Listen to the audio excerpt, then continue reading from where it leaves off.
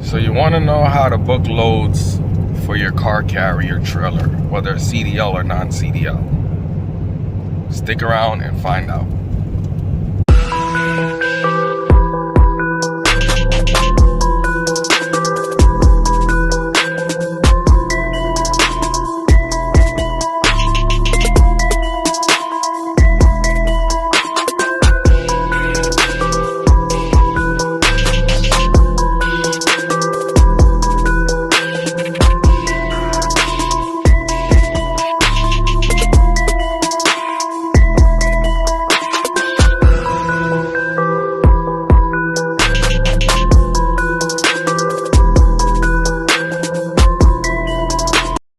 Was forced to take 5 days off and park your truck, take an unwanted vacation because she was mad. Mother Nature did not like us this weekend. Forced me to have to park the truck since last Thursday. Today is Wednesday. I'm just now going back out. First load of the week because Mother Nature took a dump on us. Thought we were over all the snow. Look at the mountains of snow over there. Built up. Truck doesn't feel too right. All the snow in the wheels. Everything feels off balance. But we back outside.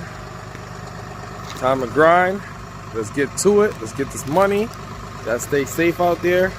Keep it between them lines. And let's get this money, y'all. Gotta be careful when you car hauling. See how low we are to the ground? Look at that. Real low. You know what you're doing? You get stuck. Look at that. Look at those heights.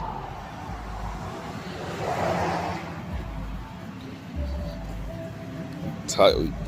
Inches from the ground. Inches. Look at that. Look at my landing here. That is crazy. Car hauling, you ain't just got to worry about your heights up above. That's not the only thing you got to worry about. You got to worry about this down here too. See how low it is? Inches from the ground. That's why they say be careful when you're going over them railroad tracks. Either go fast or don't go at all. Look at that. Literally. Can't even stick my foot under there. Inches, inches, inches. And I'm not touching yet. There's a lot of times this trailer is sparked going over bumps. So keep that in mind if you're out here car hauling. You ain't just got to worry about up there. Look down there. That could be a problem for you. You could get stuck. Trust me, I've been stuck before myself. A couple times. Got these early morning drives to go get these vehicles currently loaded with 6 units heading up to the auction after a long snow weekend of not moving. Everybody wants all their cars moved now and we're playing catch up. The greatest thing about it is coming out here early as I do, I don't hit traffic. I can just put that cruise control on and get a lot of miles completed. Today, not sure how many units I got. Spoke to them back at the office. I got 6 so far loaded that I preloaded from yesterday. I got 5 I'm picking up at the auction. You know, that's 11 units. And I think they said something like there's 6 more down at that New York, Connecticut borderline that I usually do on Thursdays to come back up. And then probably another 6 closer to the auction, you know, a little hour round trip. So yeah, might be 20 plus units today. Let's see. If not, I'm good with the 11. Having all them days off has really made me sluggish, and I'm trying to play catch up right now. When you car hauling, gotta always make sure you check that clearance. Look at this right here. There's a sign right here. 13.7 it says. Look at that. Low, very low bridges. You know, car haulers, we typically run high compared to a regular dry van, flatbed. Look at that, 13.7 right here. If I wouldn't have checked my height, or I wouldn't have known my trailer or my load, how it was set up, I probably would have had a bad day. Made a couple convertibles up top. When you're doing this car hauling stuff, you gotta check that clearance up top. And if you're running these low trailers, these carriers, you gotta make sure you check your clearance down bottom too, because you will get stuck. I've had that issue when I first got the trailer. I wasn't familiar with it. I had to pull into a dealership I normally do and got stuck. I had to back out. You know, good thing I didn't need a wreck or anything to pull me out. I was able to just use the power from the truck. But it goes to show you, gotta pay attention, know your equipment, know where you're going. You know, even if you gotta get out and just walk the area before you proceed. You know, a lot of guys, they go ahead and they check the heights on some of these bridges too. So ain't nothing wrong with that. Always, I can't stress it enough, always check. Like they say, get out and look. Make sure you're doing things the right way. Safety is the number one thing when you're out here running these roads. I can't stress that enough. Finally made it to my first stop here at the auction. About to drop these 6 cars, and it's gonna be a tough rest of the week. Having them few days off, it's just been draining on the body. It's gonna be a short week, but it just feels so draining. I'm extremely tired. I'm gonna go ahead and go offload these cars, and I have to reload up here, and then from that, I'll just go ahead and get me some breakfast, get me some caffeine so I can keep pushing. It's about 6:30 right now. Been driving since 5. Yeah. This week is gonna be a tough week. You know, it's Thursday right now. I'm just trying to push through, you know, keep my mental good. It's just, when you have so much days off and you're at the house, and not to mention, you know, out of those couple days during a snowstorm, I'm still recovering from all that shoveling and snow blowing. So my body aching right now. I'm going through it, but we're going to push through. We're going to get these cars off and do what we got to do. You know what I mean? It's part of life. Got to push through. As I'm sitting here getting ready to get out of my truck, once you see something like that, especially at a place like this where you can't really drop trailers, you know somebody had a bad day yesterday. He's loaded with a car and he left his trailer here. Only means one thing. He had mechanical issues with the truck, and he had to unhook and find somewhere to go get it fixed before he can move on down the road. That's one of the biggest fears most of us have as drivers, is having to go through that heartache of having to fix the truck, especially when you're somewhere you're not familiar with and you're not sure what resources are around. I pray for that driver there. Hopefully he can get on down the road soon, and I pray it's not something serious. So I'm here at my first stop for the day, and I'm waiting for them to open because I don't feel like doing the whole drop box situation, and they'll be here in about 10 minutes anyway. So while I wait, I figured I'll touch on this, where a lot of people ask me this major question, knowing I do car hauling: where to find loads. And there are a few places, but I'm just gonna give my top places. I think, you know, in my situation, I don't have to look for loads. Everything is contracted, you know, from the auction houses locally and the dealers. You know, we have about 2 or 3 handfuls of dealers we deal with weekly that buy cars on a regular basis, so we stay pretty busy with that and don't have to look at any load boards. But for the guys that have to go to the load boards, I'm just going to give you the places I think will be your best bet. First place, which I think is the top place to find loads for a car hauler, 3-car, 9-car, 6-car like me, whatever you got, would be Central Dispatch. Many of you in the industry know that's the go-to. Just like anything, it has its peak season and it has its off season. But for car haulers, Central Dispatch is definitely a place to sign up with. Another place I would say would be top 2 is ACV Auctions, which is an online auction database that's nationwide, and they provide transportation for the dealers that buy on their networks. A lot of guys really, they complain about ACV. The pay is not the greatest, but to me, I believe in not pay per mile, but pay per day. If they can keep your truck loaded and you just keep moving, you're gonna make money.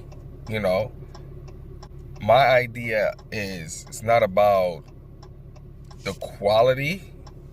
And when I say quality, I'm talking about how much each car may pay per se, but it's about the quantity. So in my case, I run off a model of how many units can I move. The more units I move in a shorter amount of time is the more pay I can get. So like ACV, it's becoming one of those top auction houses right now for dealers. Even for myself, I buy cars from ACV and I pay for the transportation, and I have a carrier. I rather pay ACV $300 to bring the car from Pennsylvania to Connecticut, as opposed to me jumping in a carrier, driving down that way, paying tolls, coming back, Tappan Zee or George Washington. By the time I put wear and tear on the truck, take time out of my day, and pay tolls and diesel, it's gonna cost me $500-$600. So it's cheaper for me to pay somebody to bring that car over here. And then a guy that's running that ACV can go ahead and bring 3 cars this way. Let's say ACV is charging me as a consumer $300-$400 to get that car this way. They may give that driver $200 for the car. If that guy has a 3-car and he can load up that 3-car, right? He can come with 3 of those vehicles at $600. If he's already in PA, it's not costing him anything to go down. So coming this way, the tolls and diesel's probably going to cost him about $150 running a hot shot setup, and he can make $600.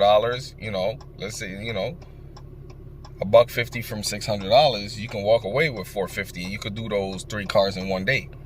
A lot of people are not seeing $450 in a day. To me, that's good money, and you can get that done in less than 8 hours. Honestly, if the cars are stationed right by each other. So, I do recommend ACV to some guys. Another one that is really big that people don't do as far as finding loads is, wherever you're stationed, wherever you live, wherever is home base, find out the closest auction, on-site auction that they have. Find out your local dealer-only auction. There's dealer-only auctions all over the country. Trust me. Find out the closest one, whether it be 100 miles away, whether it be 200 miles away, whatever auction house you can get to within a day of driving that doesn't burn out. If you're running e-logs, doesn't burn out your clock. Talk to them. Go to registration and talk to them. They're always looking for drivers, because one thing about the auction, which I've come to find out, they provide transportation for the dealers bringing the cars to the auction. So all around the country, there are dealers sending their cars to the auction, and guess what? These auctions are paying for transportation, because if they sell these cars, they make money. So of course they're gonna make it easy for these dealers to go ahead and get their cars to them, and they're gonna pay for it. That's a service they're providing. So if you can sign up with these auction houses, which we are, they get a new dealer that signs up with them to want to sell cars at their auction. You get on that list with them, they're gonna call you up. But one thing to keep in mind is, you want to make sure you can handle the volume they're gonna send your way. If a guy is gonna be sending in 50 cars a week to the auction. It's up to you to be able to bring those 50 cars in. If you got a 3-car and you know it's going to take you, in one day you can only do 6 cars and it's 5 days out the week, you already know you're not going to be able to handle 50 cars for that guy. So keep that in mind when you're trying to sign up with these auctions. Another place that people don't think about, but it can work for the guys that are OTR and travel coast to coast, is U-Ship. A lot of guys don't talk about U-Ship. This is a database that connects people that want to move their items, and one of those items being vehicles. It can connect drivers to these customers, and you can negotiate a rate with these people. Many years ago I was looking at U-Ship. I was interested in that. But it's something that can work for a guy that has a trailer, maybe has 2 cars, and is looking for that extra car to fill up the trailer going in the direction they're going. That's something that can work. You don't want to just stick to one lane. You want to have multiple sources to fill your truck.